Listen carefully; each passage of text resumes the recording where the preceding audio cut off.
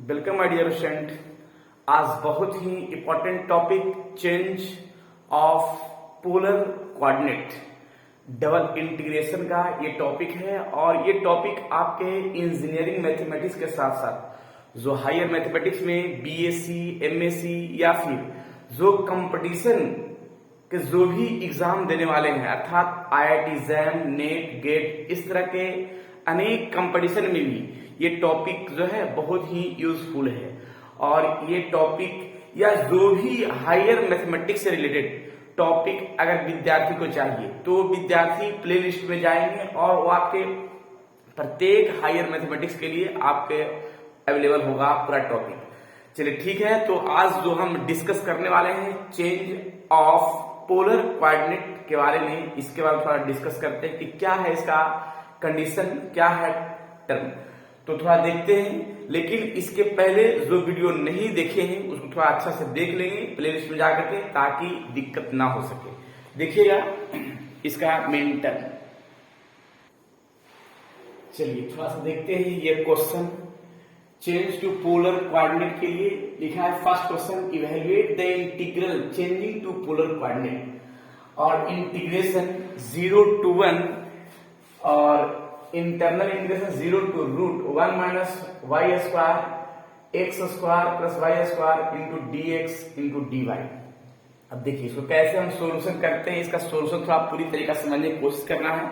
मेरा प्रयास रहेगा कि पूर्ण रूपेण इसका बेस्ट कॉन्सेप्ट दे ताकि विद्यार्थी को दिक्कत ना हो सके चेंज टू पोलर कोऑर्डिनेट में। देखिए सबसे पहले तो इसका सॉल्यूशन है step by step solution.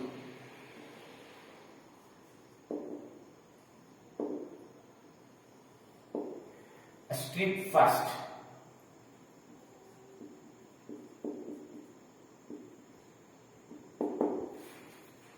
Step first का हम टर्म सेट करते हैं। एक मिनट थोड़ा सा, स्टेप फर्स्ट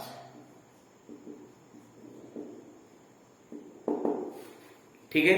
फर्स्ट स्टेप में रीजन ऑफ इंटीग्रेशन, देखिए region of integration, region of integration,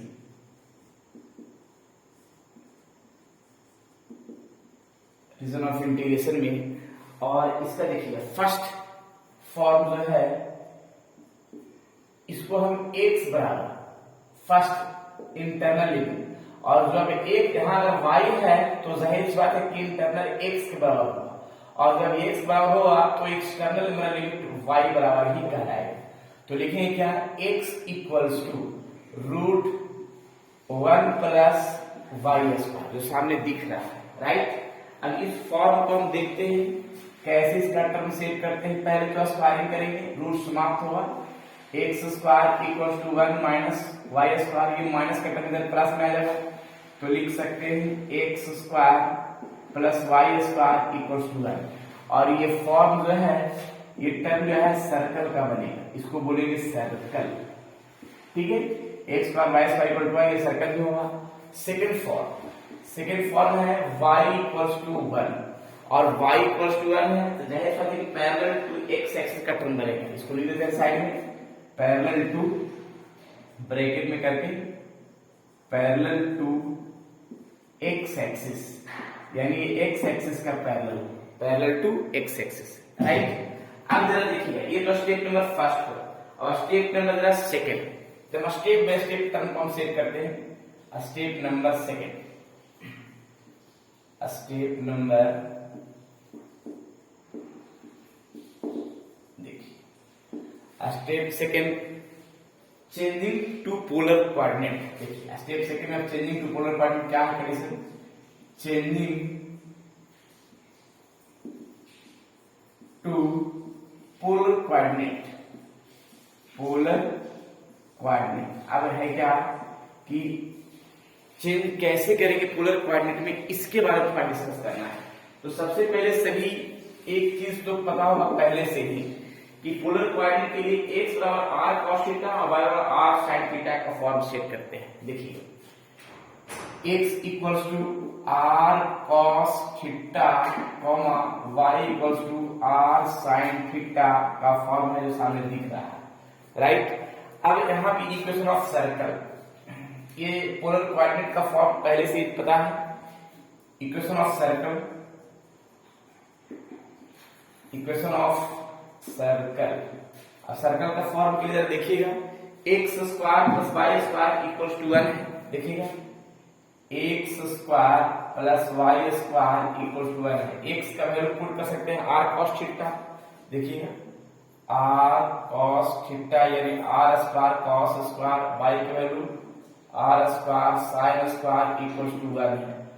are square हम कॉमन कर लेंगे तो cos square theta plus sine square theta equals to 1, इसका वैल्यू आ जाएगा तो r square into 1 equals to 1 यानी आर आ जाएगा 1, यानी आर का जो वैल्यू है यहाँ पे दिख गया क्या है 1, यानी यहाँ पे कट रहा है, चलिए देखिए आर का वैल्यू यहाँ पे 1 आ जाएगा, राइट।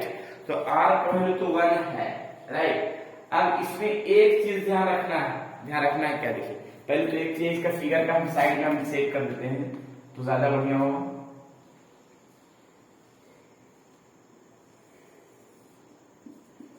एक्स एक्सिस और ये वाई एक्सिस का फॉर्म है और इसका फिगर का फॉर्म इस तरह सेट कर लेंगे, जो इसका रेडियस 1 0 यहां पे लिख सकते हैं 0 1, ठीक है 0 और 1 ठीक है। अब इसमें हम एक टर्म तो और क्या सेट कर सकते हैं कि y और 1, ये तो सर्कल का इक्वेशन हो गया, x y इक्वल टू 1 हो गया और y इक्वल टू 1 है तो ये पैरेलल टू बनेगा किसका, पैरेलल टू x एक्सिस का बनेगा, पैरेलल टू x एक्सिस का लाइन जाएगा जो y इक्वल टू क्या है 1 है जो सामने दिख रहा है, राइट। चलिए तो एक चीज तो कंफर्म है कि ये फिगर का कहानी टर्म सेट कर गया, लेकिन इसमें हम लिमिट का टर्म अगर सेट करना चाहेंगे लिमिट के फॉर्म में तो एक चीज हमेशा ध्यान रखना होगा कि r तो मेरा 1 आ गया है, लेकिन r जब 1 आ गया है यानी तो एक चीज ध्यान है कि यहाँ हमेशा जो है r का वैल्यू 0 से स्टार्ट होगा, तो यहाँ लिखना होगा क्या, लिखना होगा r also start from 0, r यहां पे लिखा जाएगा नहीं यहीं पे लिख देते हैं r also start from 0, r का जो वैल्यू होगा वह हमेशा क्या होगा 0 से ही स्टार्ट होगा। अब देखिए हम लिमिट का थर्ड टर्म सेट कर देते हैं, लिमिट क्या होगा, लिमिट r का वैल्यू का फॉर्म क्लियर देखिएगा, limit of r equals to 0 to r equals to क्या हो गया 1 हो जाएगा। और एक लिमिट जो है ना यहाँ पे लिमिट थीटा के लिए, limit of theta equals to, यहाँ पे देखिएगा ये फॉर्म जो है ना इसी फॉर्म के लिए अगर हम टर्म को सेट करते हैं तो जरा देखिएगा, इसके लिए कुछ तो हम मेरा एंगल जो स्टार्टिंग का होगा 0 से और ये मेरा 90 दे जाएगा, तो लिमिट मेरा थीटा 0 होगा और थीटा कर सकते हैं 90 यानी π/2, राइट। तो हम इसको नोट कीजिए, इसको मिटा के फिर से हम इसको यहाँ पे टर्म सेट करते हैं, ठीक ना। इसको आपने नोट करना है और इसके हम आगे बताते हैं क्या इसका है process change to polar coordinate में इसके मेन टर्म। चलिए नोट हो गया। नेक्स्ट फॉर्म मैंने 2 स्टेप में मैंने क्लियर किया, स्टेप फर्स्ट और स्टेप सेकेंड, ठीक है। इसका भी थोड़ा सा हम एक टर्म काट करके हम समझाते हैं कि कैसे इसका बनेगा जो, ठीक है ना। थोड़ा सा काटते हैं, इसको मिटाते हैं। देखिए इसमें हम फॉर्म में क्या सेट कर रहे हैं, एक फिगर का, उसी सर्कल को थोड़ा सा काट के फर्स्ट क्वाड्रेंट में हम एक फ्रेश रूप में सेट करना चाह रहे हैं। देखिए फर्स्ट क्वाड्रेंट का फॉर्म जो सामने दिखा ये आएगा, इसका स्ट्रिप जो है पहले तो ये देखिए ये चीज जो है कि parallel to x x y और 1 है और इसका स्ट्रिप जो है मान लिया ये फॉर्म है, तो इसका तो रेडियस तो सभी को पता है कि एक r है, इसी को हम यहाँ पे लिख दे रहे हैं,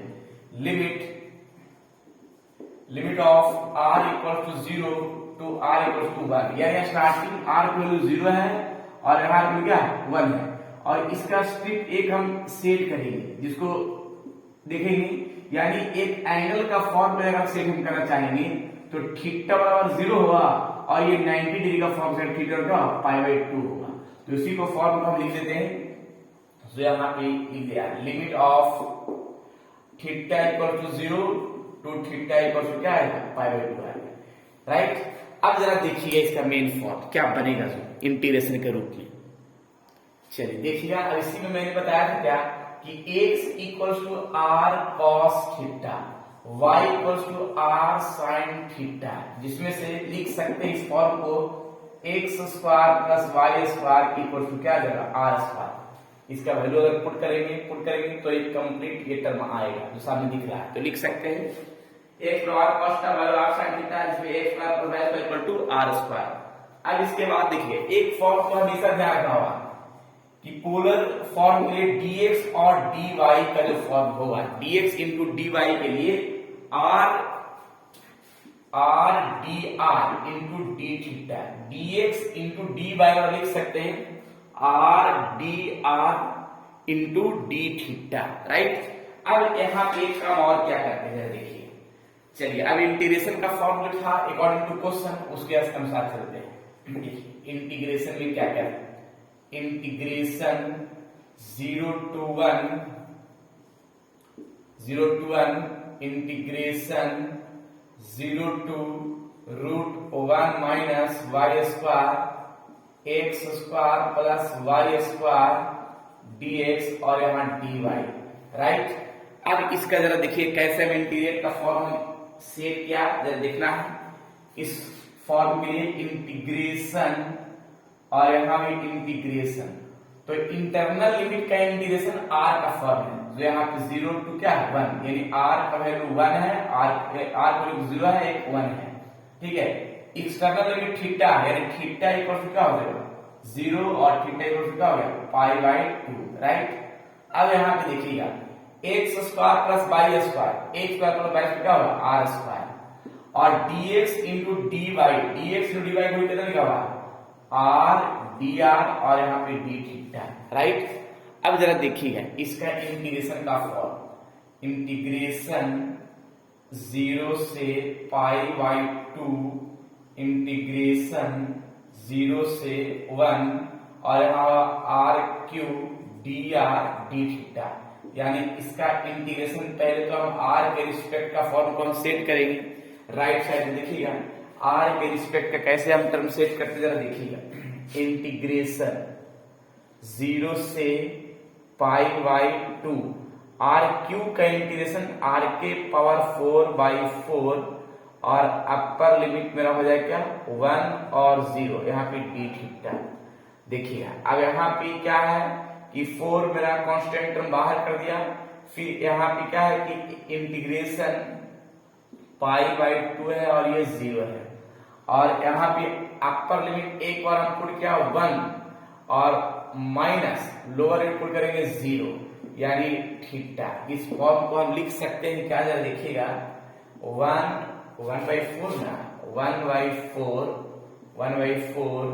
इंटीग्रेशन π/2 0 बचेगा सिर्फ d थीटा और d थीटा का इंटीग्रेशन सिर्फ थीटा होता है, यानी 1/4 यहाँ पे d थीटा का थीटा अपर लिमिट और लोअर लिमिट, राइट। यहां तक तो कोई डाउट नहीं है।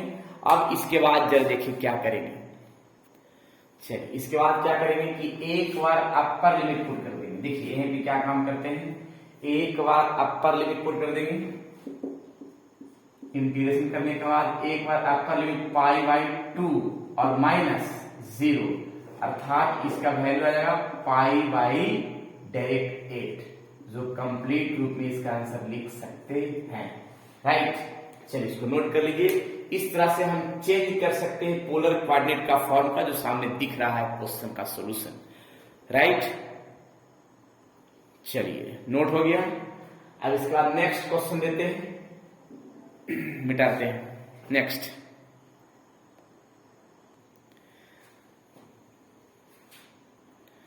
चलिए ये क्वेश्चन जो मैंने दिया है HW ग्रुप में दिया है, चेंज टू पोलर कोऑर्डिनेट का। इस क्वेश्चन को जवाब कमेंट बॉक्स में जरूर दीजिएगा। जो अभी मैंने बताया उसी टाइप पर क्वेश्चन है और कौन सा ऑप्शन होगा ये जरूर बताना है, ताकि इससे पता चले कि विद्यार्थी को मेरा कॉन्सेप्ट समझ में आया। राइट, फिर इसके बाद जो है ना, अगर नहीं बनेगा तो ये भी कमेंट बॉक्स में बताना है, ताकि इसका नेक्स्ट वीडियो इसका सोल्यूशन हम कर सके। राइट, चलिए तो इसको बताना है। फिर नेक्स्ट क्लास में मिलेंगे इसी क्वेश्चन का सॉल्यूशन के साथ। ठीक है, इसका नेक्स्ट वीडियो रहेगा। और जो भी वीडियो इसके पहले लेक्चर नहीं पढ़े हैं वो प्लेलिस्ट में जाइए और पूरा आपके हायर मैथमेटिक्स का टोटल वीडियो अपलोड पूरा सिलेबस का किया गया है, चाहे वो इंजीनियरिंग मैथमेटिक्स का हो या फिर बीएससी, एमएससी, नेट, गेट, इस तरह का अनेक कंपटीशन हो, वो सभी के लिए पूरी वीडियो अपलोड किया जाएगा। ठीक है, चलिए ठीक है, फिर नेक्स्ट क्लास में मिलते हैं। जब तक के लिए आप लोग खुश रहिए, स्वस्थ रहिए और मस्त रहिए। पढ़ते रहिए double integration change to polar coordinate. Right, चलिए ठीक है।